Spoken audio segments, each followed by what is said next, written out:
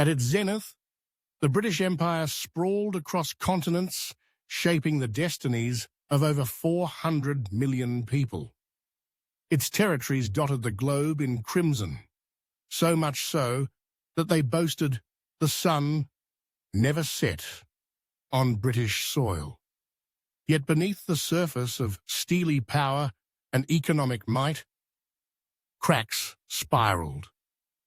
The grand illusion of unity and order was shadowed by resistance, resentment, and the seeds of collapse sown from the very beginning.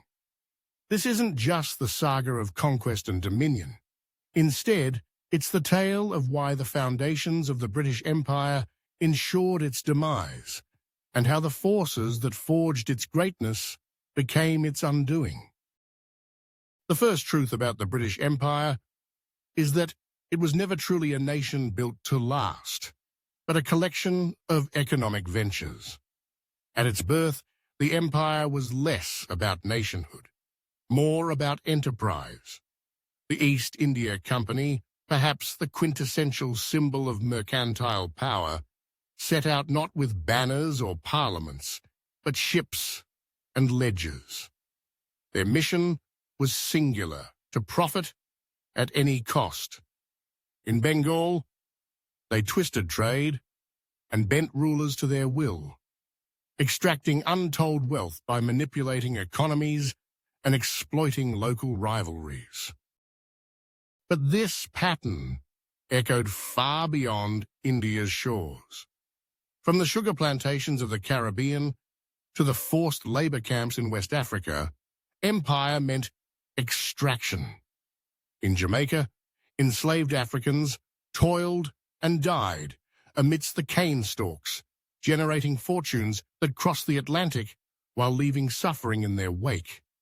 India, drained by taxes, starved as British policies prioritized profit over people. Famine and misery were not mere accidents, but symptoms of a system designed for enrichment of the metropole, Britain itself, at the cost of everyone else.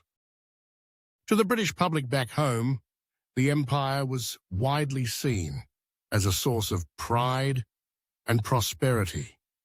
It was portrayed as a civilizing mission, a symbol of global influence, and a provider of material wealth and resources. Newspapers spoke of imperial glory, politicians praised it as a moral duty, and industries flourished on the back of its vast reach. But for the countless millions who lived under British rule, the reality was starkly different, marked not by unity or mutual benefit, but by domination and systematic subjugation.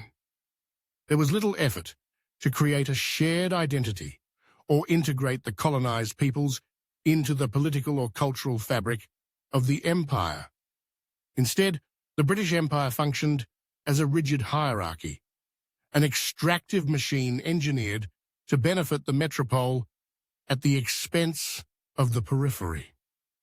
Economic policies favoured British interests, traditional structures were dismantled or co-opted, and dissent was often silenced through coercion or force. As historian Niall Ferguson sharply observed, the British Empire was not fundamentally about improving the lives of its subjects. It was about enriching the conquerors, an enterprise of control, profit, and prestige. But empires, by their very nature, breed resentment when built on the suffering of others. The more Britain extracted, whether through land, labour, or wealth, the deeper the grievances grew. Those grievances did not vanish, they festered, and in time they erupted, fueling the fires of resistance and sowing the seeds of inevitable rebellion. Contrary to popular memory, the British Empire was never a peaceful system, calmly radiating order and civilization. Instead, resistance thrummed at its core from the very earliest days. In 1857, Indian sepoys raised in the service of the East India Company sparked a fiery rebellion against their British masters.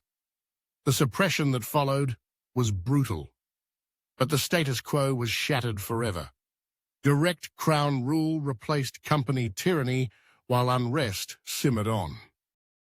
Ireland, too, Britain's oldest and nearest colony, resisted for centuries, fueling a cycle of uprisings, punitive measures, and deep wounds on both sides. Across the empire, this pattern repeated. In South Africa, the Boers waged bitter war. In Kenya, the Mau Mau took up arms for land and freedom. In Palestine, Malaya, Cyprus, and beyond, the story was the same. Resistance wasn't the exception, it was the rule. The so-called Pax Britannica was, in truth, a world ablaze with struggle and rebellion. As the 19th century gave way to the 20th, the contradictions of empire became glaring. At home, Britain prided itself on being the cradle of democracy and free debate. Abroad, the same nation imposed autocracy, enforced racial hierarchies, and silenced dissent. The hypocrisy grew intolerable as the colonized began to ask uncomfortable questions.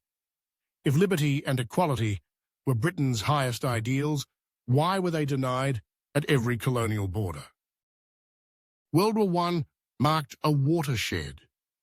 Over 1 million Indians fought and died for the empire, expecting the respect and reforms they had earned. Instead, they were met with indifference and horrific violence, none more infamous than the 1919 Jallianwala Bagh massacre, where unarmed protesters were gunned down by British troops. The mask of benevolent empire slipped, exposing raw, imperial muscle.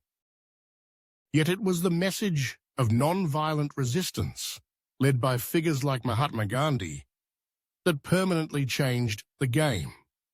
When Gandhi marched to the sea in 1930 to break the British salt monopoly, he did more than defy a law. He revealed a collapsing moral authority at the heart of empire. The story reached its climax during World War II. Though Britain emerged technically victorious, it was financially and militarily exhausted. The colonies watched as Britain bled, realizing the claim of invincibility was over. Even Winston Churchill, who once declared he would never preside over the liquidation of the British Empire, found that the sun was indeed about to set. After 1945, the global landscape transformed at a pace never seen before. The United States and the Soviet Union emerged as superpowers, both, albeit for different reasons, opposed to the old world of empires. The Cold War made colonial rule not just politically, but strategically untenable. The Americans, self-styled champions of liberty, who had themselves thrown off British rule in the past, pressured Britain to grant independence to its colonies. Britain's imperial bravado endured one final humiliation, the Suez Crisis in 1956. When Egypt nationalized the Suez Canal, Britain, alongside France and Israel, launched an invasion only to be forced to withdraw by American pressure. The message was clear: the age of imperial adventures was over, even for history's most ambitious empire. One by one, the empire's components fell away. India's independence in 1947 set off a chain reaction. Ghana, Nigeria, Kenya, Jamaica, Malaysia, nations once bound together by red lines on a map now reclaimed their sovereignty. The unraveling was swift, but never gentle. The hasty partition of India ripped apart millions of lives, drawing arbitrary borders that would ignite wars for generations. From Africa to Asia, the collapse left deep scars. Economies structured to serve London struggled to adapt. Societies, long divided by colonial policies, now had to invent new forms of unity. Why, then, was the British Empire always doomed to fall? Its foundation was unstable, an extractive system built not on partnership but on supremacy. An empire held together by force will always birth resistance, and no power, however mighty, can defy the rejection of its own subjects forever. Moreover, the glaring contradiction of preaching democracy at home and enforcing dictatorship abroad could not last in an age of rising political consciousness. The world changed, but empire did not, and that proved fatal. In the end, the collapse of the British Empire was not merely the result of rebellion or war, but the logical conclusion of a system that could not practice what it preached. As Frantz Fanon once wrote, decolonization is always a violent phenomenon. The legacies of empire now reside in the borders that divide nations, in the conflicts that shake societies, and in the identities inherited by millions. And so, while the British Empire is now consigned to history, its effects endure. Understanding that history, in all its complexity and contradiction, is essential today more than ever. For those who seek to unravel the myths and discover the truths, our journey continues. Explore with us as we delve into power, politics, and the real stories that have shaped our world.